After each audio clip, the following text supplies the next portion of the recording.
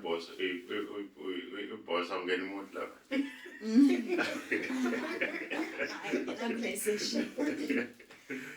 Uma ufuna ukungena kumele wacela. Send a message.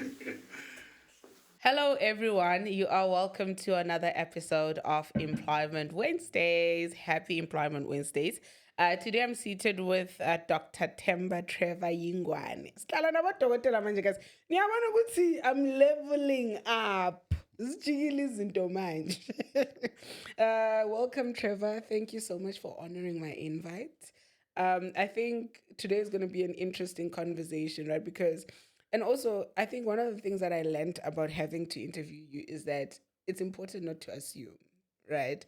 Not to think because you're in the same space, our journeys were the same. Yeah. I was always under the impression that you did like our traditional route, LLB or BA, then did your LLM, then did your LLD, only to find out that no, it was different. We ended up at the same place, but we started off differently. Sure. Welcome. Thanks a Please tell us a little bit about yourself, briefly, who you are, what you studied, what you're specializing in. Oh, thanks a lot, Yvonne. Thanks for welcome. I really for an invitation rather. It's such an honor to be in your podcast. I mean, I think you are doing really a great job to try to motivate a younger generation and so forth. I think your voice is one of the most important part, especially that now the country is so full of lot of opportunities, but then it's also how do you access them and so forth. So I think from that angle, I really appreciate what you're doing. You're doing a phenomenal job. So going back personally to myself, it's a very interesting story actually. As you alluded to, I didn't really do the traditional route of where you go to the university and study your LLB, or maybe you do BCom law or whatever degree, and then later you pivot. So for myself, after graduating from high school in 2002. Please don't guess my age whatsoever. In 2002, anyway, it was a very challenging moment because my dad, now I will tell my very personal story actually. My parents didn't really have money to send me to the university. Yeah. And just because it's, I just presumed that, or later I realized that it was closer to his retirement. And at the time, we're just living in the Rondavels and so forth, and he wanted to build a house. And that became a priority. And you imagine when you have multiple children and everything, so it becomes a little bit challenging. So I got an opportunity to train as a chef first. Okay. And then while working as a chef, I started enrolling, doing correspondence. I did my diploma in human resources. When I was done,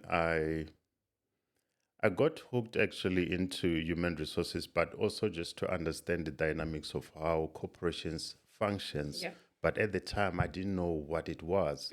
So I enrolled in, I did industrial psychology with UNISA. But as I said, that I was working as a chef in the tourism environment. Unfortunately, I lost my job. I couldn't pay for my studies. Okay. So I had to quit actually. Then few years down the line, I got an opportunity, or just shortly, I got an opportunity to train as a nature guide. Okay. And then after that, then I trained to become a national guide actually, where I attained a national guide status as a guide. But the love for books and the love for studying actually was still there. Then I continued again to try to study. After when I settled down, because at some point I used to travel a lot, crisscross Southern Africa, leading tours and so forth, doing overland tours. Then there was a time when I felt like I couldn't do it since I had a family, and then I said I had to settle down, and then I went back again to study. Yeah. And then change of plans. We have to move to Germany overseas, and then when we were there, we decided it was literally just for career development. Okay. And then I got an opportunity where I could do an RPL, recognition of prior learning. So they literally check your career background, what you did, the qualifications that you have, and so forth. They make a portfolio and then you submit it. And then for that, they recognized me to do my MBA. There are a couple of institutions. UNISA also does that, although it takes a different road compared to the UK universities. Henley Business School, if I'm allowed to mention it, they do offer it. We know certain individuals that are public figures that have went through the same road of recognition of prior learning. So I did my MBA. I was interested during the course, I got interested in business strategy. And unfortunately, I couldn't, when I requested to change from tourism, because I was majoring in tourism, to business, to do just a plain MBA that will allow me to focus, to tailor make it to focus in business strategy. Unfortunately, I was too late and I couldn't. Then from there, I realized that my passion for business strategy was really genuine. Then I decided to study Masters of Law. And then when I did my Masters of Law, that was the time where South Africa was going through the issues with Guptas and so forth. And at the time I was overseas. And while our country was going through that, and while I was overseas, you pick up the narrative where you're having conversations. The only thing that you hear is that Africans are corrupt. But while I was in Germany, I realized that corruption doesn't have color and it doesn't have borderline. True. Corruption is everywhere. It's everywhere. And so that's why I started learning about corporate crimes and everything. And then I realized that, I think there is something here. Then I started doing my research just to prepare for my dissertation, because on my LLM it was LLM with coursework. So I started preparing for my dissertation, and then along the way there was the issue with COVID-19, where developing countries, especially our region, we couldn't get the vaccines just because of the patent of the patent protection. That they couldn't share the technology with us, that we can produce it ourselves. At the same time, they were hoarding it. So that triggered me to, how about I look at IP law and infuse it with human rights? The hoarding of how hoarding the what do you call it, the patent, or to prevent transferring knowledge to developing countries. How does it affect human rights?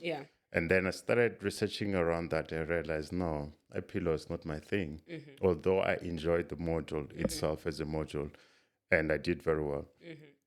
But then I decided just to go back into corporate governance, just to focus on corporate crimes. And then that's where I started. That's what actually I got hooked up in corporate crimes, and that's what I specialize in for now. And then how do you actually, before we go into that, I want us to start with some icebreakers, right? Go for it, yes. So the first being coffee or tea? In the morning, coffee, black coffee. Okay. Yeah, and then during the day, tea. Okay. Yeah. And then what is your favorite meal to make of all times? Oh, that's a I don't necessarily have like one specific meal, but Maybe give us 3. Okay, good. If you can give me a simple meal, I think we had a chat once, pop with vegetables, you know, and then you put peanuts. I realized that it's one of the best dishes actually that we should sell to the world, because you can serve it with various of stuff, or even masonja for that matter. I'm from Limpopo. Or yeah. Okay. Yeah. No, fun fact, last night I had my bonus mom made some dried vegetables with peanut butter. Brilliant. I enjoyed it so much. And then she also made I don't know what they call it, trotters. I think it's trotters or something like that. I had such a good meal. I enjoyed it so much. I don't like pap, but every time I have pap, it's always nice to have it like with African vegetables, with peanuts or peanut butter. It's Sure. always so good. Okay.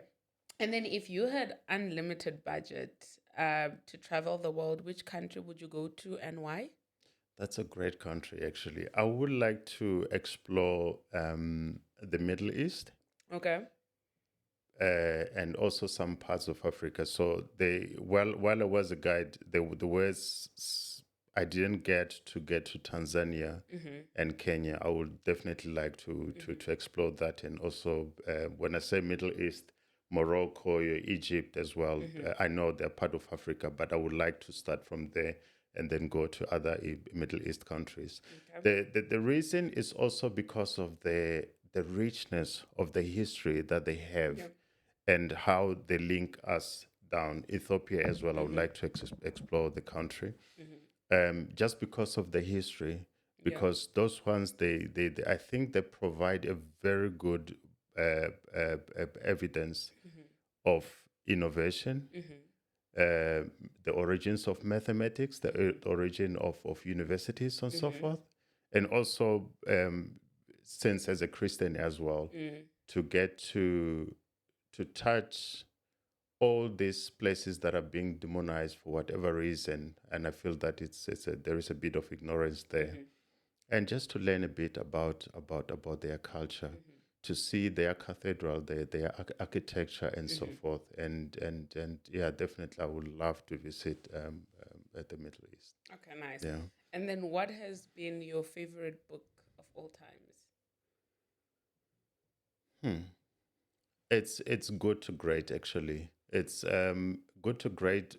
It's one of the books, actually. Okay. It's the book I think that comes really quick, quite quick in my mind.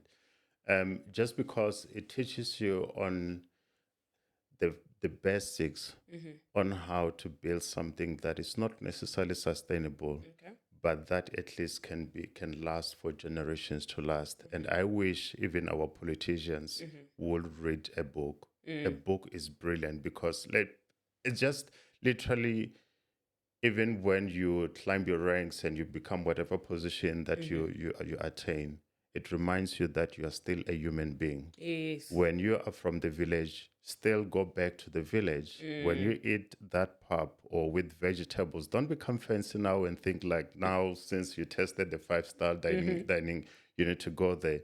But you still have to connect with who you are in order to maintain your compass, actually. Yeah. It just makes one realize that in life you still need to be very grounded. So that's what I liked, actually, about the book, because what it does, it literally explores the individuals that led some of the great companies that we know for now, and how were their leadership strategies or styles, and how did they led their personal life that they can remain grounded. So that's one of the book, actually. Okay. I love that. And then now we're gonna go into a little bit of serious stuff. So as a child, now that you've become Dr. Yingwane, Yes. as a child, did you ever see it possible? What did you think you would be? What was your dream job, if you had any? That is a great question. I think maybe my generation or those who grew up, just to be conservative, around before 1994, when do it, you will ask either you want to become a doctor, a lawyer, whatever. But I think I wanted to become either a psychologist or a lawyer, Okay. and then or a pilot. Oh, But nice. yes, but one of the things that I remember I used to say in my high school years is that when I started at least reading that, oh, there's XYZ at university, that this and that careers and so forth, I wanted to study in the UK, actually, at Oxford University. Okay. And you asked me if ever my grade 12 results really will allow me.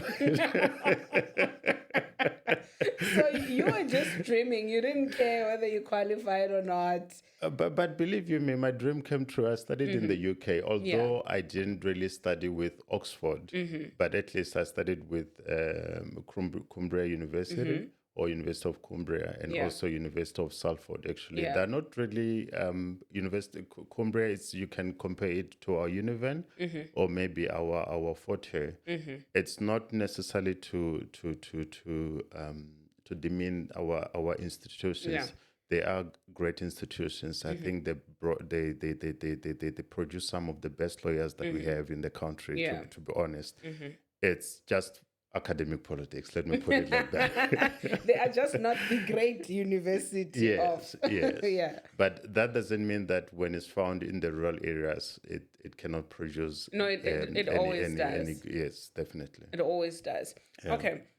So did you have any inspiration since, like you said, you were either going to be a psychologist or a pilot or a doctor? Did you see anyone who was doing that, or it just was a thing whereby everybody said people need to be in one of these careers? At the time, not really. The only people that were around us, even lawyers, were not really. It was just mostly doctors, few nurses around, and you can literally count them. But I think maybe the curiosity to read, because I think I naturally I'm very curious naturally. Yeah. Reading books, different magazines. At the time, before even television, you used to get the world by reading magazines like your Bona and Drum magazines and so forth. And then at the later stage, when we started watching television from our neighbors, from that black and white thing. The small one. Yeah. The one that had an aerial. And then you put it in the middle. Yeah. And then you start learning about other careers. So they seeing a flight that fly past, and then when you're doing your geography or maybe English, they talk about, they say, hey, a flight is driven by the pilot. And you start becoming curious. What is a pilot? Does, and then the next thing you watch TV, oh, okay, then now it makes a lot of sense, and I stay up that curiosity. I know it sounds very, very what do you call it, nostalgic, so forth. No, but it does make sense. So you talk about, okay, you in this position where you can't further your studies because your parents are not able to afford that. They're about to go to retirement, but you eventually go into culinary school. As far as we're concerned, culinary school is much more expensive as things stand right now. Yes. But then what pushes you to go to culinary school? Where did you find out about the opportunity? Why culinary school? Because, I mean, you could have done anything else. So this actually will bring me back to my community where we come from. I come from Makuleke community. Makuleke. Okay. So when you're in the Kruger National Park, we have a land in the far north of Kruger National Park. Recently, I'm sure you would have heard about the Crook's Corner, which is just right at the border between Zimbabwe, Mozambique, and South Africa. So we occupied that concession, and this we got it in 1998, I think 1998 or 96. Yeah. So since from then, there've been a lot of interest actually to develop people in the community. Some they had opportunities to study with UNISA, for example, doing nature conservation with TSA, Technicon SA at the time. Some doing business administration and so forth. Yeah. Then at our time, that was the time when they were introducing skills development in the country. Yeah. We then we were the first group from theatre, when they launched theatre, to offer the skills training. So the camps scouting for people, they will do you will go for interview and so forth. And I wanted to be good. I ticked the box for a receptionist and also for a guide. Okay. But unfortunately, I was sent to the group of chefs, and then that's how I got into culinary actually. Okay. Yeah. And what is your most memorable moment about culinary school? I remember once at the time, I think I was still young, immature, and so forth. The kitchen it can be a very, very difficult environment, very demanding. You need to be sharp especially when you are in the busy environment. And our trainer, Mark Tsekwa, he is I just picked up that now he is the executive chef in Sun City, actually. Oh, nice. It's I also had a chance to work with him at Skukuza restaurant. Oh, you were at Skukuza. The Exactly. past 2 weeks were in Skukuza. Yeah. Oh, you worked there as well. Yes, I Okay. work there. So it's when I get there, I'm at home, actually, because I know most of people. Why didn't you around tell there. me so that I could get free stuff there? I'll just mention your name. There's nothing for free, nothing for Mahala. But definitely, if you check with some of the colleagues, I know Betwell is one of the of the head chef, of the chefs there. I worked with him as well. So Mike Tsekwa, when we were training at Maplanning College in Bushbuck Ridge. Okay. So he noticed that I was super slow and I was literally like lost. I didn't know. So when he started off, he would say, "Hey, Trevor, go and take paprika for me there in the storeroom." I remember first time I just got in there. I looked for paprika, couldn't find it. Meanwhile, it was just right next to me. So didn't you find you did not find it because you didn't know what I paprika didn't know was? what paprika was. Okay. No, He that asked makes me, sense. "Go and take parsley, go and take that." And then it was just to get me into things and how the kitchen environment can be. I'll tell you one, maybe later, one of interesting story. So while just when we transition now to start into the cooking part, because first we did theory, I noticed like this guy is lost and he won't survive in the kitchen. Let me just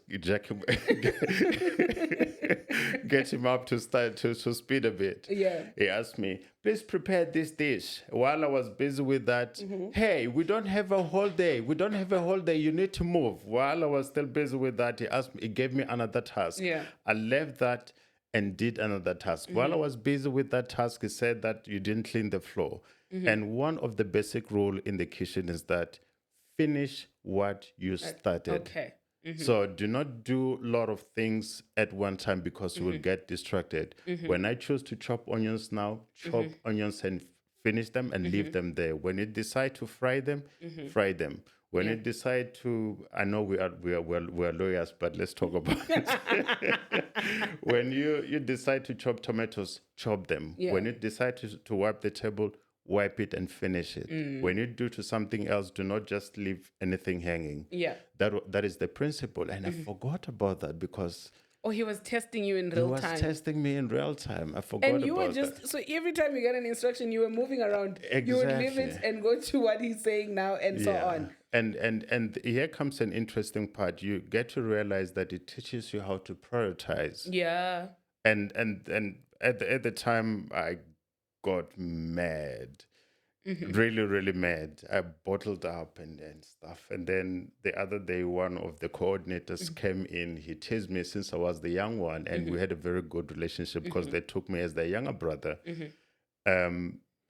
He teased me, and I had a bad day, and I snapped and told him that you stepped on my toes. So that became a thing. Like every time, I don't want to step on Trevor's toes, so it became a joke. No, I hear that. Yeah. You know, one of the biggest takeaways I'm getting from that moment is that it's always very important to ask for understanding where you don't, right? Specifically where you mentioned that you were sent to get paprika, but you were not maybe vulnerable enough to say, actually, I don't know what paprika is. So then I think sometimes we don't fail or things don't happen our way or for us because we're incapable. Sometimes it's a matter of you asking for understanding, because sometimes maybe you're looking for what you don't even understand. Of course, if I don't know what paprika is, I'm not going to find the paprika. But if I know that paprika is in this bottle, it's red, it's chili, or whatever the case may be, I'll be able to actually spot it among so many spices. And I think also one of the biggest lessons as well, like you mentioned, is prioritize. I think we are a generation that wants to do everything all at the same time. I think it's very important to figure out what's important, when it's important, how you're going to do it, and plan and so on. Absolutely. Yeah. And then now, okay, how do you then transition from leaving culinary school into your next career step? So, as I mentioned before, that you maybe before I get to here, I think now as leaders in the society, because once you get into or aspiring leaders in the society, because once you get into the academia, you have a certain responsibility in the society, and which personally I take it as a privilege, looking back at my road where I come from. So also looking at the younger generation and especially coming from high school or coming from rural areas and realize how that they might not be exposed to certain level of thinking and try to create an environment that will allow them to learn. Yeah. And sometimes you need to put them in a very uncomfortable spot where you push them, not necessarily in a demeaning way, but in a way that will encourage them to learn and to be curious. And when you give an instruction, just be given instruction knowing that you are dealing with someone who is from a different background, especially with our country that is so diverse and everything. I know corporate world it's a different environment, but if ever we could take the dynamics of the diversity of our country, I'm sure for sure it will help in a very great way, because I feel for now we are pivoting and we are leaning more to the West, and we are leaving our Africanism behind, which have so much principles. Anyway, that was just in passing. Yeah. So I mentioned before that I lost my job, so I got fired actually for some Why? for some What did you do? no, it's just some ridiculous reasons. Just I was a shop steward. I became a shop steward when I was obviously you study human resources, labor relations. You learn how organizations should be run and everything. And at the time, unfortunately, I workplace bullying. I suffered it a lot, and then I decided to become a shop steward. I didn't really want to, but then just because I was young and they knew that I studied human resources, my colleagues just pushed me to become a shop steward. And whenever I do anything, I do it really wholeheartedly or passionately. Yeah. So, yeah, very young, fearless, and everything got me into trouble, and I lost my job, unfortunately. And what would you say you learned from that? The Trevor now and the Trevor then, how would you have done things differently? It's as a naturally I look calm, I look shy, whatever. I don't know, but I think I am at some point. But there are some elements that you once I'm a fearless person, but at the same time, to that fearless and being fierce and being driven, full of energy, I didn't know how to channel it in a right way. So I think that taught me lessons. Read the environment. Yeah. Um, keep your cool. I just before I told you that I wasn't really a polite person. When I had to tell you what is in my mind, I would tell you exactly what is in my mind. Yeah. And I wouldn't hesitate just to tell you straight away, right in your face. I didn't care of the position and so forth. But in retrospect, I realized that life is full of so many things, of hurdles and so forth. So sometimes it's quite good sometimes to notch it down and cool down. But at the same time, that doesn't mean that we need to allow people to walk all over us. Yeah. There are times that we need to draw the lines, like say, sorry, I allowed you until this far, but yes, sorry, you crossed the line, and that's it. We need to learn to draw boundaries with people. But at the same time, we need to learn to respect ourselves. But respecting ourselves doesn't necessarily mean that I need to try to force everyone to respect me. Yeah. First, it needs to know when do I prioritize my interest first. And then that's where I can also be able to prioritize others. Yeah. Even when I have a family, I need to know when do I put my needs first, that I take care of myself, that I can be able to give back to my family show them the love that they need, or maybe it's I have siblings, so it's a nephew, guidance that they need, and so forth. But with the world that is so full of so much distractions and so forth, sometimes we fail to have that just because there's so much things that needs our attention. So I think in retrospect, that's what I look at. That it helped me to realize that some of the mistakes I shouldn't have made, and if I had a good focus that I have now, I would have been way too far in life. But that is the path that it went. I just embraced the lessons that I learned and so forth. Yeah. I love that. And I think you raise a very important point, right? Because I think over time or over the years, as we grow in our different professions and so on, um, I've always been labeled, you've got a strong character, right? But I realized in the last 2 or 3 years, I've also managed to sort of zen myself down. And people would ask, you're different, you're no longer the same, you're no longer so confrontational, da da da, and so on. But then you learn and realize that it is very important to read the room. And then you also learn and realize that sometimes some battles are not yours to fight. Yes.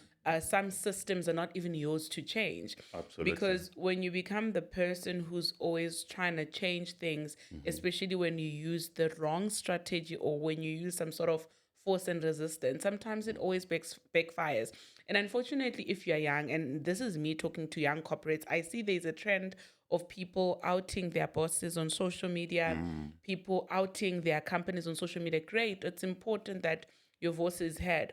But I think it's always very important that you have a long career. You need to have an understanding that those things don't go away. You could delete the video and you could leave that company. But your next employer, even if they're nice people, they'll always wonder to say, this person can't handle themselves. That's They true. can't That's true. politely and professionally handle certain situations. That's So this is also me saying, yes, you want to be heard. And yes, your boss can tell you what to do and so on. But sometimes be much more calculative and strategically.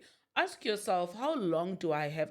You are nothing close to retirement. It means you have 30, 40 years of your career to go. So if you're going to start stepping on people's toes at a very early stage, you're going to have a problem in the long run. So I think it is very important. I love that you say, like, you've had to reflect to say, you know what, let me correctly channel the energy. It's important to stand up for yourself and so on.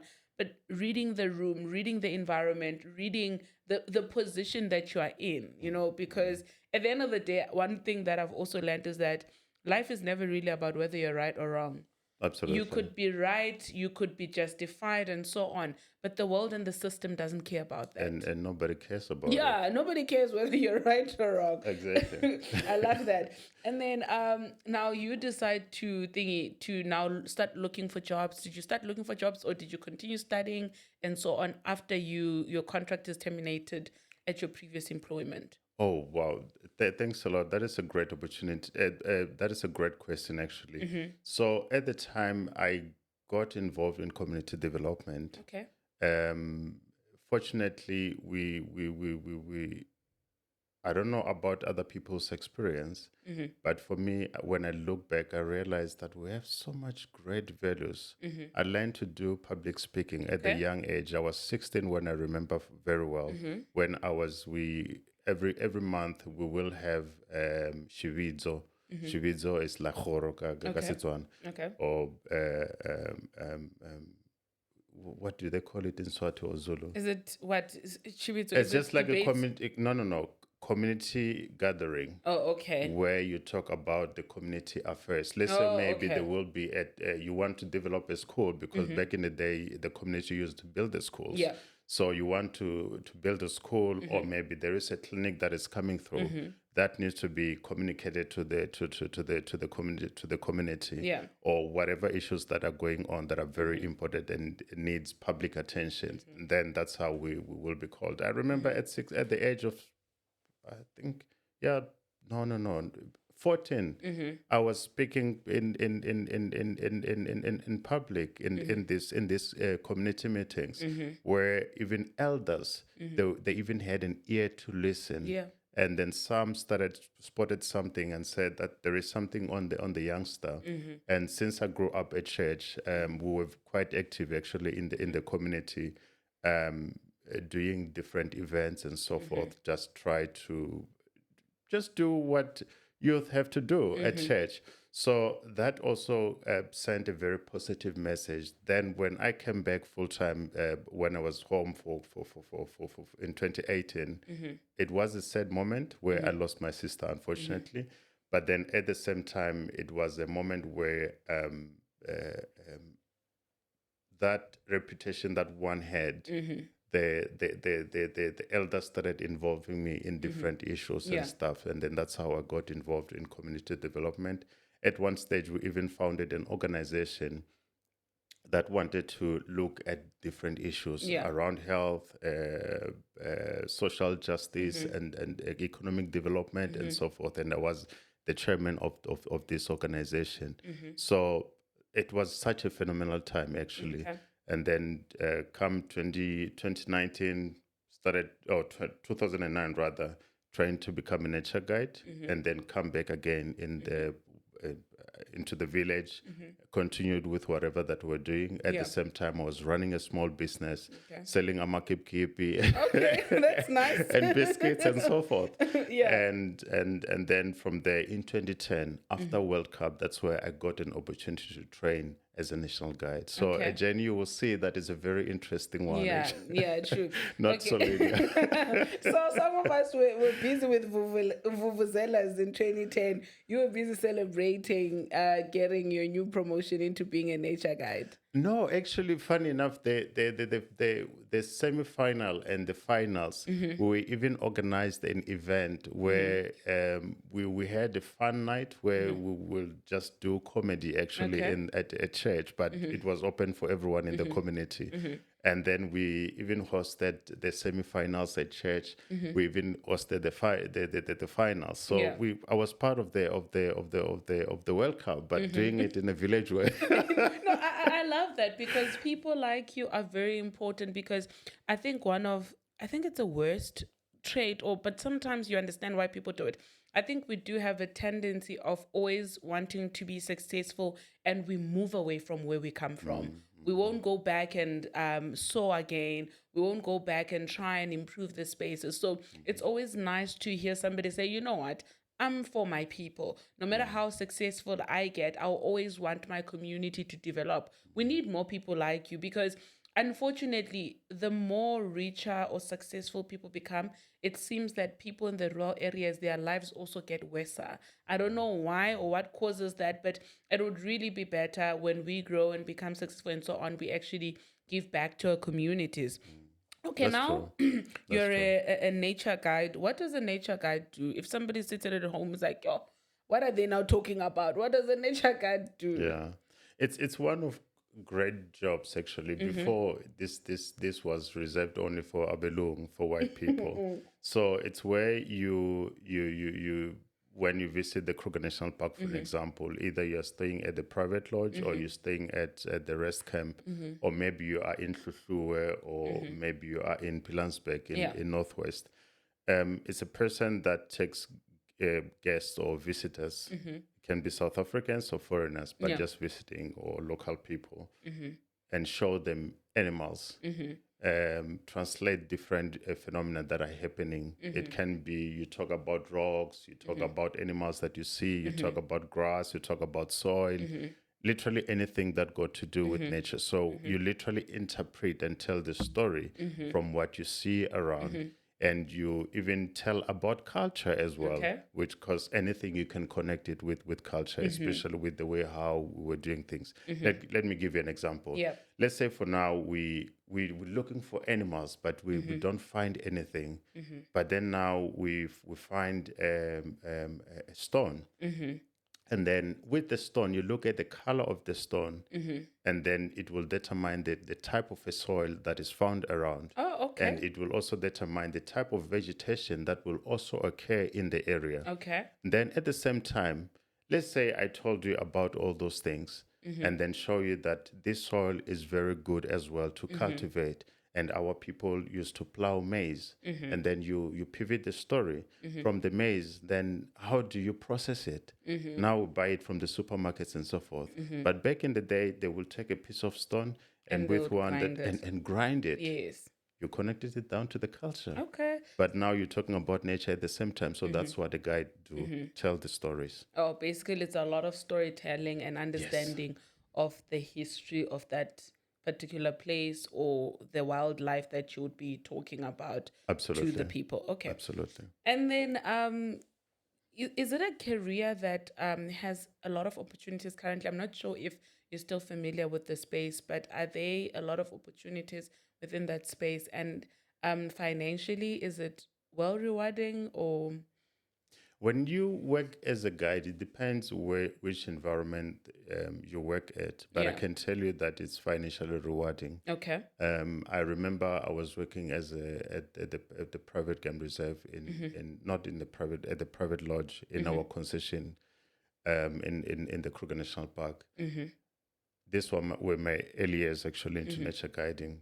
I easily made 15K Wait, per in month. 20 what? This was in 2011 and 2012, just That's in the like early. about 13, 14 years ago. Yes, And you were making 15,000 Rand. yes. And now in this economy, there's somebody who has full degrees and everything, and they're getting paid 3,000 or 4,000 or 5,000. Yeah. So Okay. salary wise, it's not really so great. Now, at least it got a little bit better, obviously, because we have to adjust the price, the Price income index, have to have been adjusted just because of the change of prices and everything. But yeah, it is rewarding. There are people that are living a good life. Remember, when you are working in these areas, sometimes you don't even pay a rent. Okay. You are provided accommodation for, and even some even give you either allowance for food or maybe they provide you rations where you prepare. So when you are wise with your finances, actually, you can do great.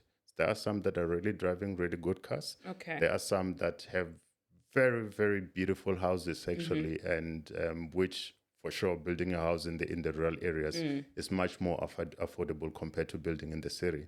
So definitely you can have a good, comfortable life depending on how you manage your finances and your life. Yeah, yeah. All right. And then now, I want us to get to the interesting part.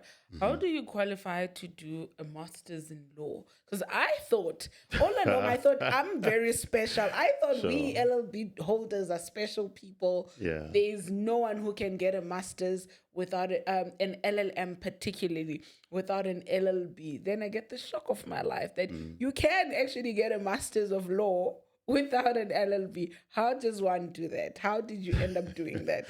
So that's a great question. So since I had my MBA, Okay. that allowed me to register for LLM. So Okay. in the UK, there are some universities that they can allow you and do your master's degree in law Okay. when you meet the requirements. Okay. So let's say for now I'm working as an accountant, but I just want the background, the legal background, just to understand how things operate. Yeah. I can even go with here in South Africa, you need to have your honors degree for sure. Yeah. You can literally go and do a master's degree in law while you are still an accountant. Okay. I know for sure some here they will resort to go and do the LLB, but there are some other countries. I'm not sure if South Africa we are doing that. If we are not yet doing it, how about now is an engineer who wanted to practice in IP law? Should they go and do their LLB that they can be able to do their IP law? I'm an accountant. I want to specialize in corporate governance. Should I go and do my LLB that I can do corporate law, which you even get it maybe either at second or third or fourth year, but should you really take that road? No. How about you just go at the postgraduate level because you already have the foundation. The crucial part is the foundation. You have that foundation. Why don't you just build up from there? Of course, it won't allow you to practice as a lawyer. Okay. But at least, let's say, as an accountant or as a manager or as whatever, it gives you a very solid legal understanding on how law operates and at the highest level. And I think if we're not doing it as a country, we are missing a certain opportunity, actually. Yeah. And I think also just to piggyback on your thingy, on your point, right?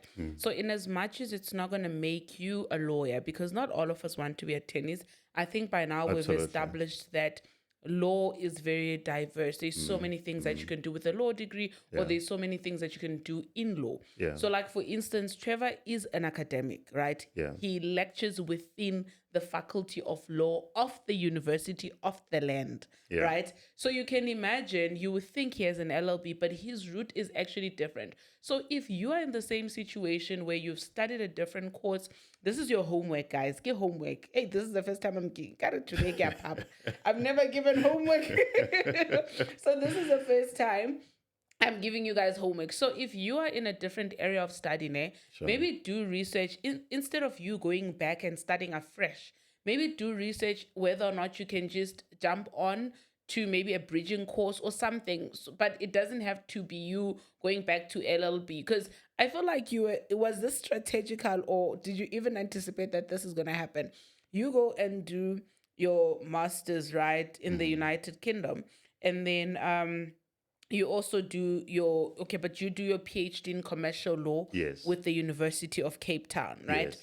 Did you ever think that you would work within the Faculty of Law? Was it like a form of strategy, or you were just doing the things that you liked doing at the time? Here comes something very. It seemed like everything is scattered, but here comes the puzzle coming together.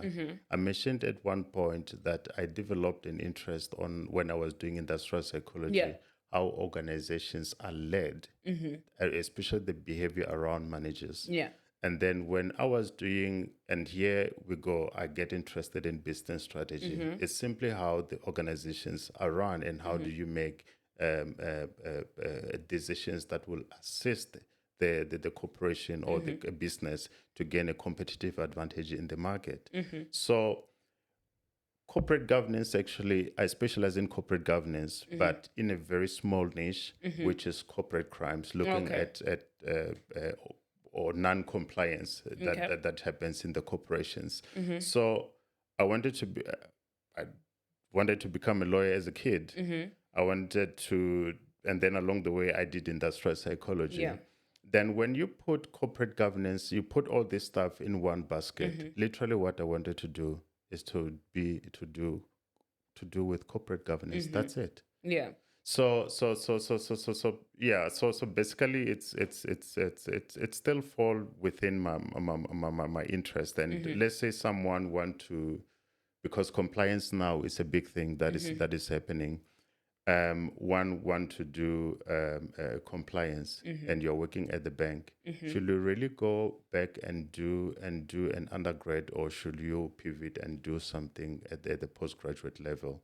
Pivot into something at postgrad level. Yes, because there is a demand now of corporate governance specialists. There is a demand of compliance specialists. So there are some ways on how you can pivot into. Some will result into doing the professional courses, let's say, is offered by whatever organization and so forth.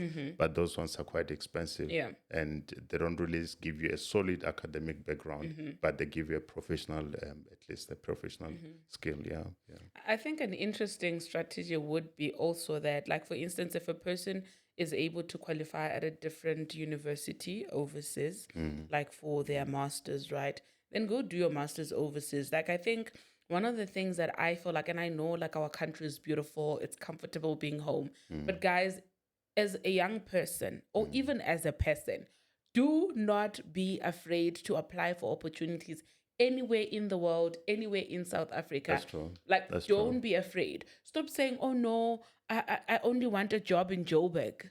What if your biggest break is somewhere in California or somewhere true. in That's New true. York? That's But true. you will not know that because you're not applying. So try to apply. Guys, literally 1 year or 2 year passes by so fast. Yeah. Literally, so most of master's programs are a year or two. That's and true. if you're lucky, you can get a scholarship. Most of the things are paid for. Of course, you won't have a fancy corporate Betty life and all of that. But after that 1 or 2 year, you come back to South Africa and you're much more valuable, and That's it true. becomes That's true. easier. I'm sure it wasn't so hectic for you to go into the University of Cape Town, right? No, it wasn't.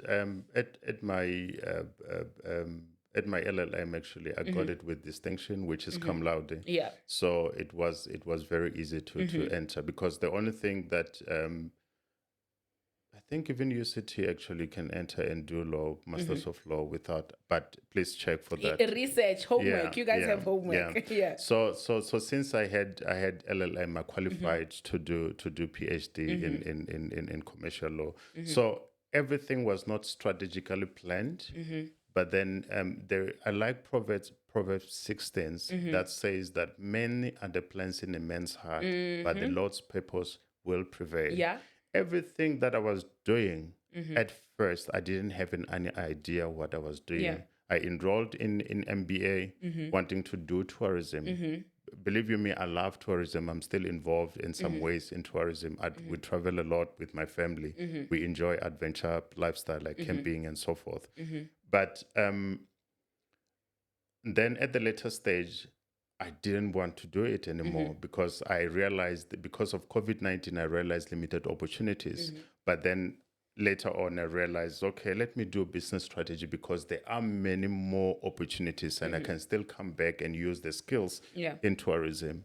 So all my goal, it was just to better my life a bit and then come back and work in tourism, at least at the higher level. But then academia only started kicking in when I was doing my PhD. That's where I realized that I have love for research. I have, since as a kid, I think I mentioned that I was involved in community development, involved with youth and so forth.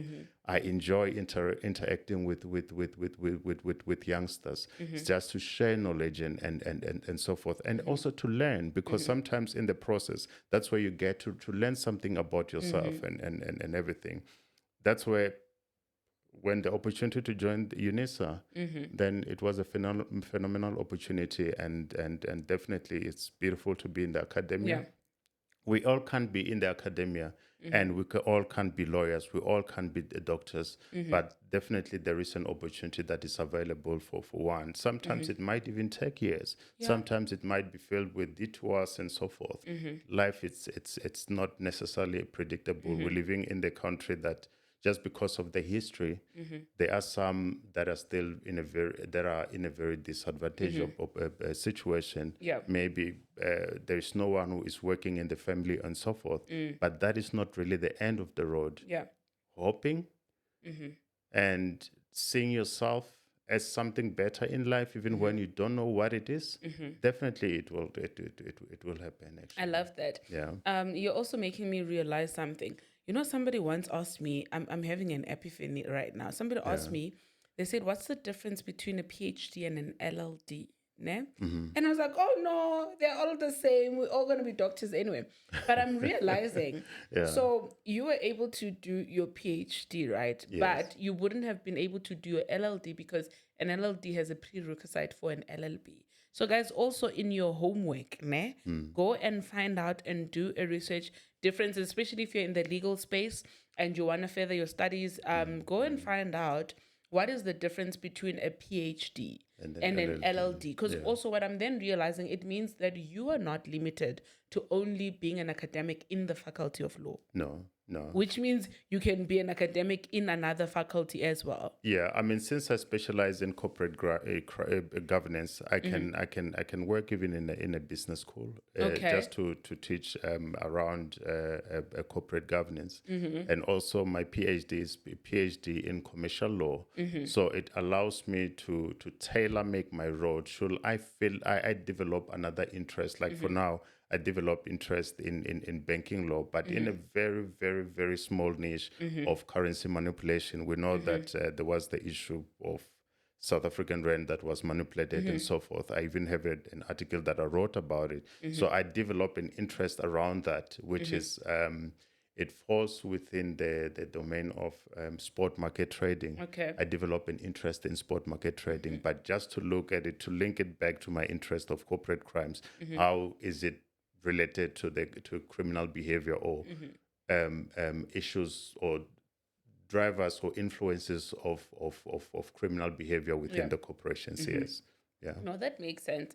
Thank you so much for honoring my invite. I truly enjoyed this. In closing, you're looking at a 16-year-old Trevor, and knowing what you know now, what would you say to him? And what do you think he would say to you?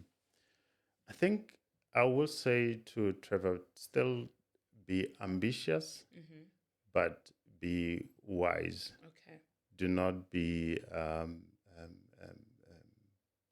yes, prioritize yourself as well, because I think at some stage, I even prioritize others than myself. Yeah. Prioritize yourself that you can be able to give to others. Yeah. That is the element that I lacked. And young Trevor will tell me that do not leave your fearlessness to be driven, that energy, because I realized that now I need it, but in a different way. Yeah. So I think young Trevor will tell me that just be driven, but in a different way, and be wise in whatever decision that you make. Yeah. That's lovely. I'm sure he's looking at you saying, hey, le groot man le. Yeah, sure. Thank you so much for honoring my invite. I truly appreciate your presence and appreciate the knowledge that you've shared with us.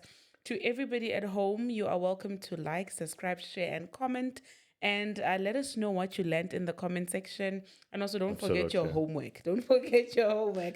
And to people that want to view these episodes on a Tuesday and not on a Wednesday and want to see some vlogs, because I feel like so sometimes I do a lot of vlogging, guys, right? Oh, wow. But I don't share it publicly, like on this platform, because like it's such an intimate space for me. So if you want to see vlogs where Yvonne is just being Yvonne outside of being the host of the podcast, then you need to subscribe to membership. If you want to see the episodes on Tuesdays, then you need to subscribe to memberships. And other than that, I will see you on the next Wednesday. Happy Employment Wednesdays.